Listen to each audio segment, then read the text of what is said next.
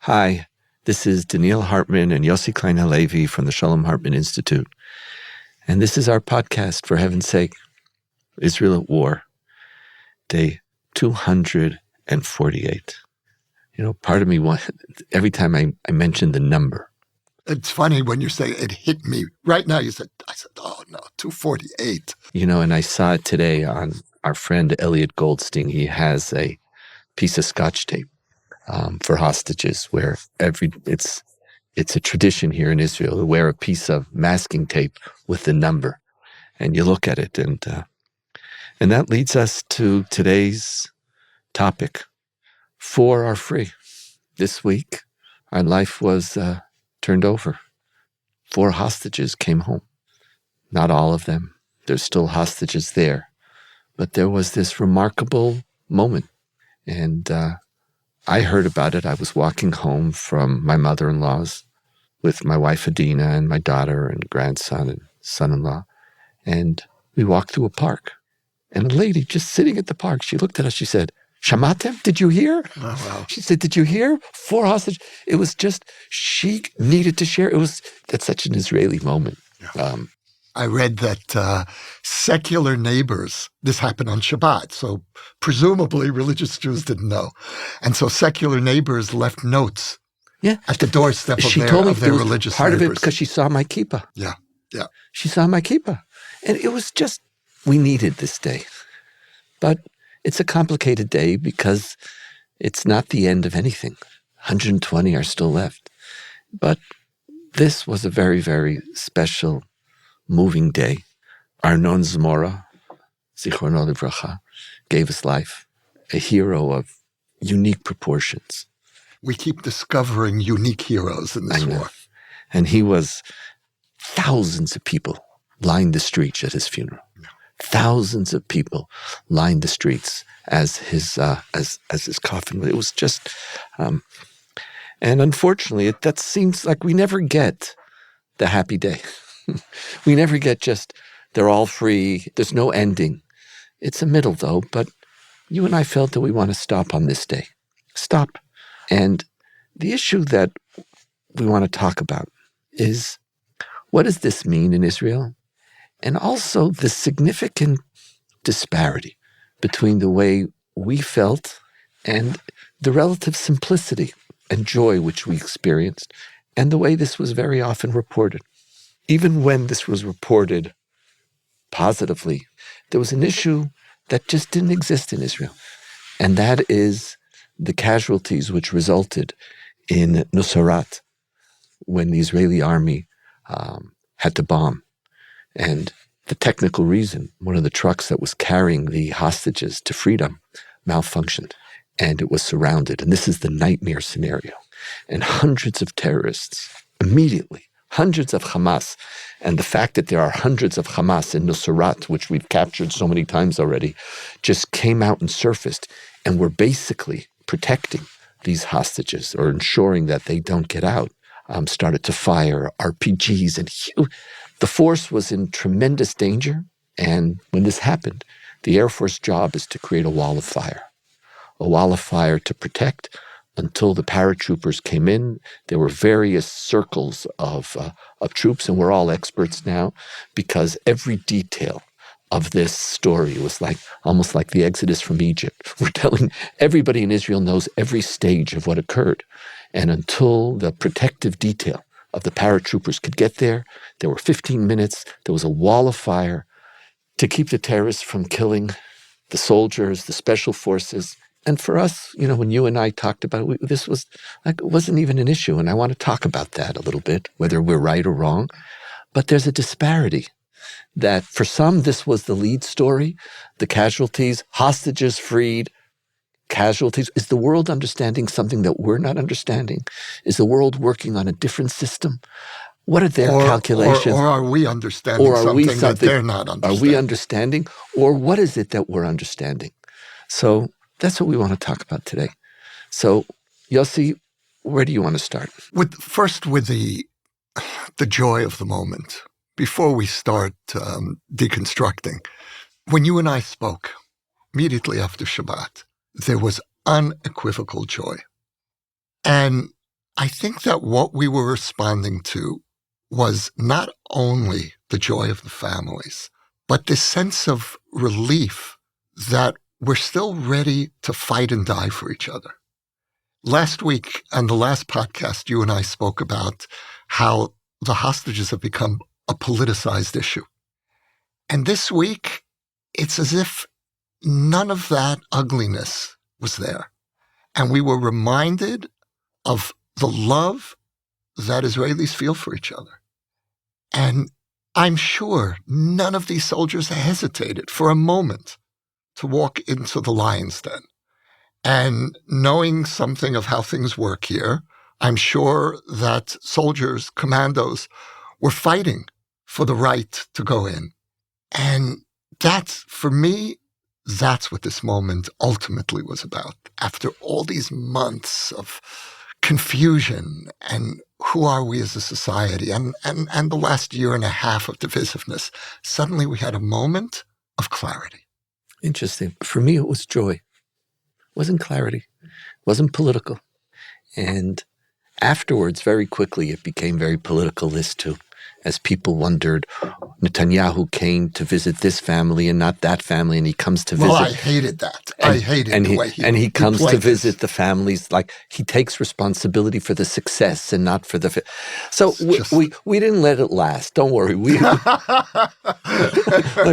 Don't worry. It's like this. But I just felt, I was just I remember literally on my body. Yeah. It had nothing to do for me with a larger question of just this pure, simple joy. Because as you know, for me, so much of my Jewish identity is a feeling of family. Yeah. And also so much of my Israeliness. To be an Israeli is you're part of family. Yeah. You know, I said this before, when you tell your children, when you're in danger, find a stranger. I know it's a romanticization or something like that of Israeli society. Right. But there's something, it's family. But you see, that's exactly what I was responding to, was the reaffirmation of our family-ness. Very much. Yeah. We felt it. Yeah. And also Arnon's Mora. It was part of the story. He wasn't an unknown. It wasn't, he had a name, and we spoke about him. And in a beautiful part of the funeral yesterday, his mother and his wife, after all of his colleagues in the army, spoke about this remarkable special forces hero who saved maybe thousands of lives on October 7th and throughout his career. He's 36. This is he is in the most elite anti-terrorist group in the Israeli army and one of the most elite in the world. And they said, please, don't just remember Arnon for the soldier he was. Please remember him for the human being he was. And just it's almost too much. So I don't want to keep on romanticizing, but for me, it was a healing, not because it healed doubt. It was just the best of Israeli society and that I experienced. Now, we shared that, and we had that. And in that context, the casualties in Nuseirat weren't even an issue. When you and I spoke immediately after Shabbat, we didn't mention it. Yeah, it was just a non-issue. And I think the bottom line, it's not that we're not aware. It's just to save our hostages. In this context, we have to be able to fight to bring our hostages home. So, Donniel, make the moral argument. See, the moral argument is that the presence of civilians cannot render a legitimate military action, inoperable.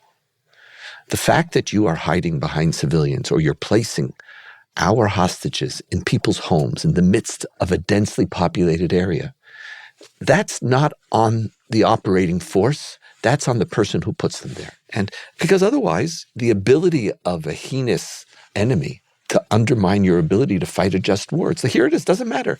If I hide behind, so there's parts to it. The first part is I have a right to bring my people home, to bring my family home, to bring my citizens home. I have a right to protect.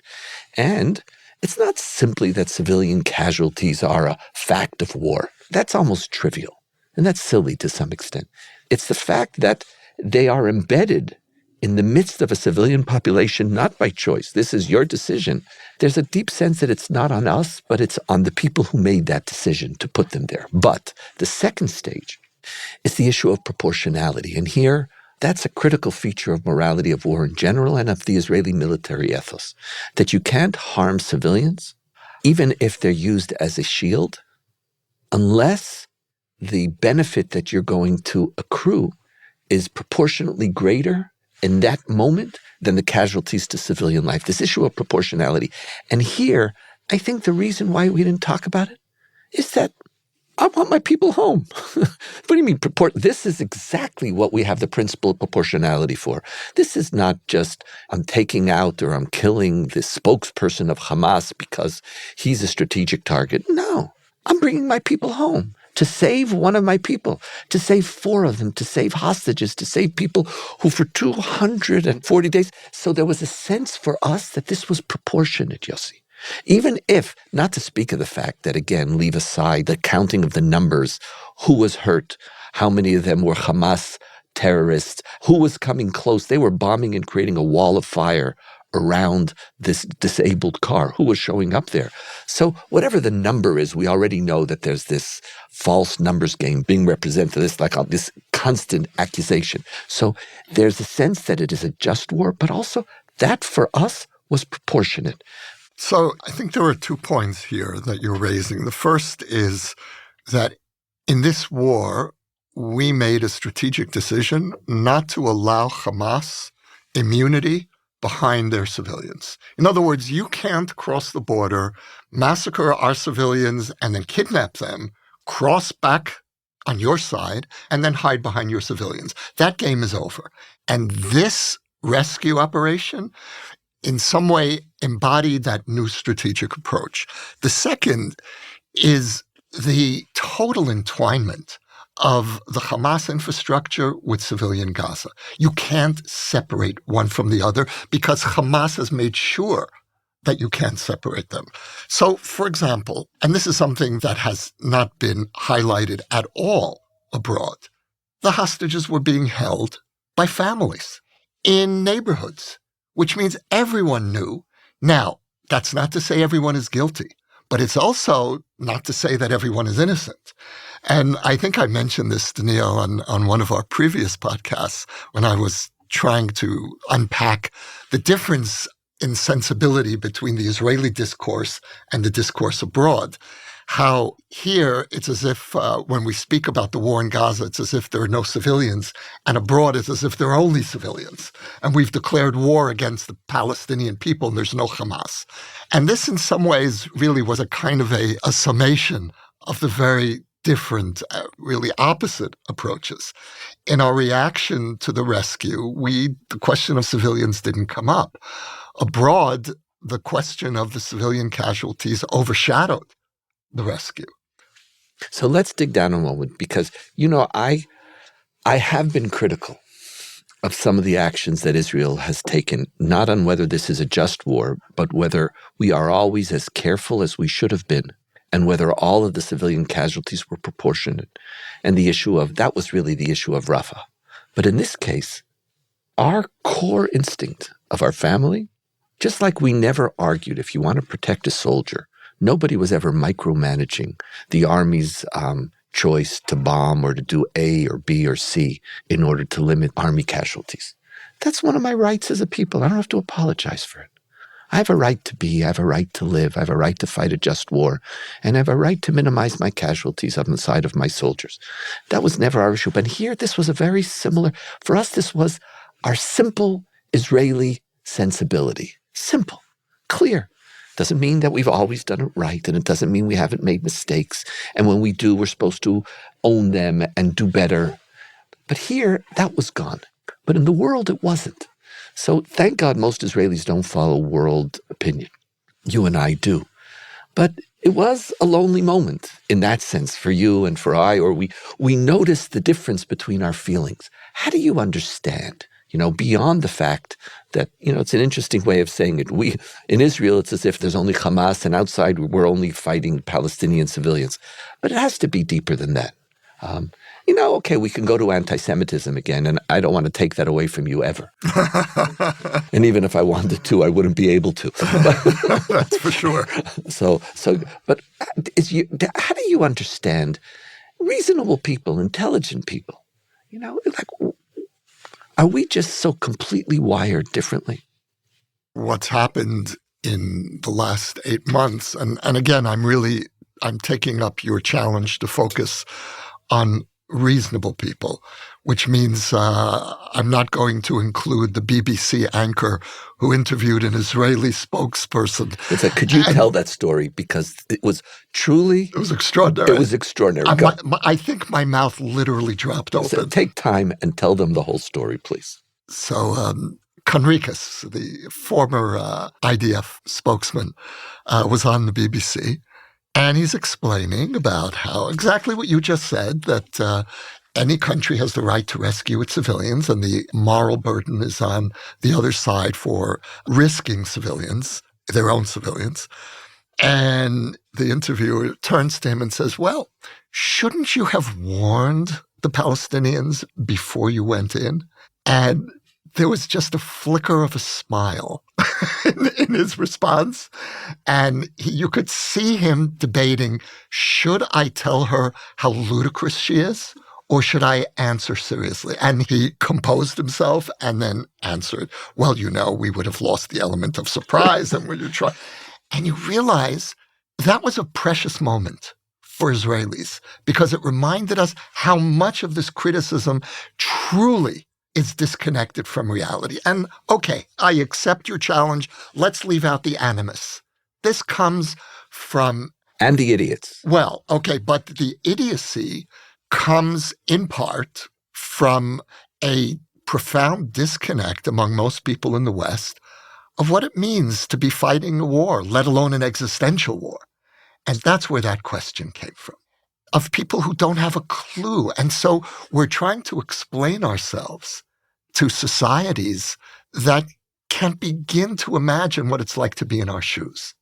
And that's part of the disconnect. That's part of the loneliness. And so you're right, we don't even need anti-Semitism or anti-Zionism to explain the sheer ignorance, the disconnect in how we experienced a seminal moment like the rescue of our hostages, and how so much of the West just didn't have a clue. And those who do have a clue. So we've explained those who don't know. But those who do know, is there some sense that you could give? Where are they coming from? Why would, again, I don't want to dump on the New York Times. It wasn't just the New York Times. Oh, I do want to dump on the New York Times, but we'll leave that. Look, I think that you can't remove because you can't say these aren't intelligent people. So you can't remove that reaction from the wider context of the war, the judgment that much of the world has now come to on the continued legitimacy of the war. And that includes many people who initially, at least, were prepared to give us the benefit of the doubt. And I think that's what you're asking about. How do we speak to those people? And this is part of the disconnect. We in Israel may have gone through a process of questioning the goals of the war, the strategy, the morning after, but those are political and military questions. We haven't had a real moral crisis here. And I certainly include myself there. The overwhelming majority of Israeli Jews continue to believe, to uphold the moral legitimacy of this war, and at least in principle, the necessity of continuing to fight. So if you put that in the context of a wider disconnect, then I think really we can begin to understand what is otherwise truthfully incomprehensible. You and I are old enough to remember the Entebbe rescue. And it's true, there weren't massive numbers of civilian casualties. Nevertheless, there was uncomplicated joy all around the world. Total admiration. Now, we experienced this rescue as a kind of mini Entebbe. The Entebbe rescue of 1976, just to fill in for those who are not 70 years old, the rescue of 100 Israeli hostages from Entebbe airport in Uganda. And I think that so much of that instinctive joy was an Entebbe reaction. But that's not what we experienced this time around the world. It was interesting. On Sunday, there was a group of senior or very senior, age-wise, Israelis who were very senior in their positions in the past who who are now looking to try to shape Israeli society. And they came to spend a day at the Institute to learn about what we're doing. And one of the people was Matan Vilnai, who was Yoni's assistant. Yoni Netanyahu, in the Bibi's brother. He was there, and he said, he was comparing. And it was just the next day, this was Sunday, comparing these two moments. And you're sitting next to somebody who was in Entebbe, only in Israel. These are, but I've been thinking a lot about it. And I have a natural desire to assume that I'm living in a rational, moral universe. Donniel, you have just defined the precise divide between us. That's my myth. For me, I know it's a choice, Yossi. Right. And that's the world I want to live in. And I'm going to stick with that, right or wrong. And some people, think I'm crazy, and okay. God, It's one of the things I love about you. No, I mean that. It's just my thing. And that's where you challenge me. And maybe we balance each other out that way, because otherwise I would just be too much, even for anybody. But I'm thinking about it. And again, leaving aside the idiots and the anti-Semites, if you realize for someone for whom it's not their family, it's already 8 months since October 7th. For a large part of the world, this is just... It's abstract. It's just person against person. Yeah. So you got 4 and you killed 200. There's no victim. There's no aggressor anymore after time. And I think part of what we have to understand is that this is a profound challenge that we have as Israelis. We could fight 6-day wars, 3-week wars. We can do operations. We're one of the 3 countries in the world who regularly use hard power. Russia, the United States, and Israel. We're the hard power people. Soft power people are the people who peddle influence, the Chinese, and they use soft power to influence. We are regularly using hard power in order to survive. In asymmetrical warfare, which is the most complicated morally. And so, unlike Russia and the United States, we don't have a veto. We actually count on world opinion. Like, we can't veto it all, and it has a profound influence on us, and we're actually not powerful enough to function independent from the world. And so world opinion is part of our strategic, or needs to be part of our strategic calculations. And by the way, that's not just for Israel, that's also Jews around the world. Jews around the world also. The success of what we're doing now in so many parts of the world, because October 7th is personal for people. The Jewish people, we're together. We care about each other. And so for us, these are for our children came, all of us, Jews around the world. This is the way we're taught to think as Jews. All of Israel are responsible for each other. You're just there for people. And that came out. And we're still very deeply there. It doesn't mean that people always support Israel. It doesn't mean that we're not critical of Israel. But that's a very deep sense of what it means to be a Jew. But you can't expect the world to think that way. For them now, it's 8 months already. You didn't win the war. It's like I hear Trump saying, you got to finish your business, like you got to win or something. The moral urgency of the war is no longer significant. And the hostage is no longer personal. It's not personal. And so it's a numbers game. And that is like, we almost have to accept it. Maybe it's not the lonely story of the Jew. It's the lonely story of somebody who's fighting an 8-month war and nobody cares anymore. And what strategic significance this has is something else. But we have to recognize that it's going to be lonely. Now, that loneliness is also dangerous. That loneliness is precarious in a world that day after day, someone else is deciding, Israel's now persona non grata. But in the story itself, it just said the hostages don't matter anymore. It's a conflict. There's no more October 7th. We have to realize we're living the war is now literally a post-October 7th war. Yeah. It's an interesting moment for diaspora Jews about how connected they feel to the family. And I think that most diaspora Jews reacted similarly to Israelis. But there were some who reacted without that instinctive family sense. And that's a question. That's a question for the future of our relationship with the entirety of diaspora Jewry. And it's a question really... But isn't it very small? I hope so. I hope so. It's small but vocal. It's vocal, but by the way, even amongst anti-Zionists, they're not anti-Jewish people. In other words, there are a small subsection of it. So we don't know where this is going to go.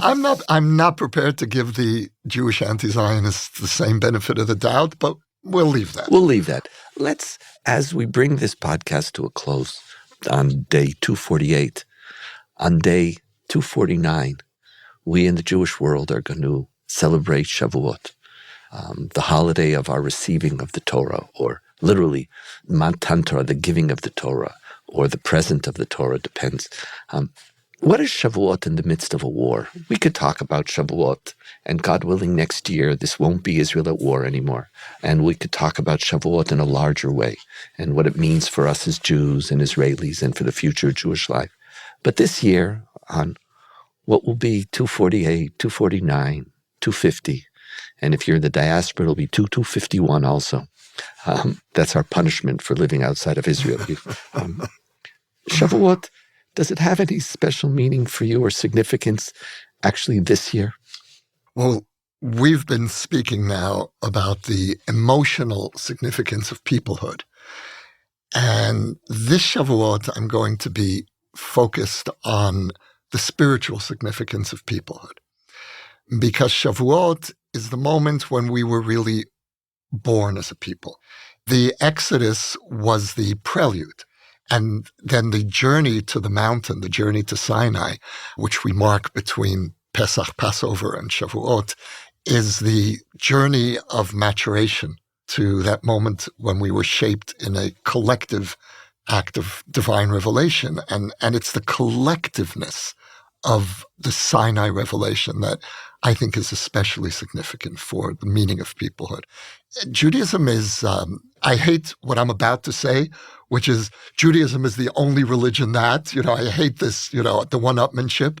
But in terms of understanding the essence of Judaism, Judaism is the only religion that experienced revelation not to a single saintly individual, but to a whole people. Good, bad, indifferent. The entire people stood at Sinai and experienced something, some form of revelation. And what that means to me is that there is no Judaism, there is no Jewish spiritual goal, mission, without the people. It can't be carried without the people. And so we're formed in an act of collective revelation. The Torah could have just been given to Moshe, to Moses. But the inner logic of Judaism is that the entire people has to be there. For me, Shavuot is a little different. What you're describing, and I love it, it's good, it's strong, is very much my Pesach experience. Mm-hmm. I feel that in Pesach. For me, Shavuot is a celebration of Jewish identity. It's where the Jewish people take ownership of our identity. We receive the Torah, but how do we celebrate Shavuot? We study. Shavuot is the only holiday that doesn't really have great rituals. Eating milchiks is not exactly that exciting. Milk products. It's like, okay, it's nice. But, Pesach is so rich and Sukkot is so rich, not to speak of Purim. What are you supposed to do on Shavuot? And this tradition of staying up in the nighttime or learning the Torah is an experience in which the Jewish people don't see or don't embrace our Jewish identity as a yoke, as God's agenda. Like, here it is, the Torah is given, and we celebrate it. Really, Shavuot is the day in which we celebrate not the giving of the Torah, but the receiving of the Torah. Beautiful. And it's ours. And we celebrate our identity. And this year, I so much feel the profound need to reconnect to who we want to be as a people. I want to celebrate my identity. In the midst of war, I want to have a spiritual agenda, a moral agenda. I want that. For me, this is the balance that we need to have. And that, for me, is the future of Israel. And in many ways, I experienced that future of Israel.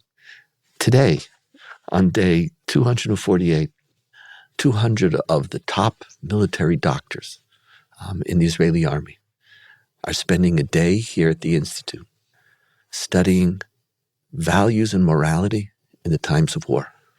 They came, they left, we're at war.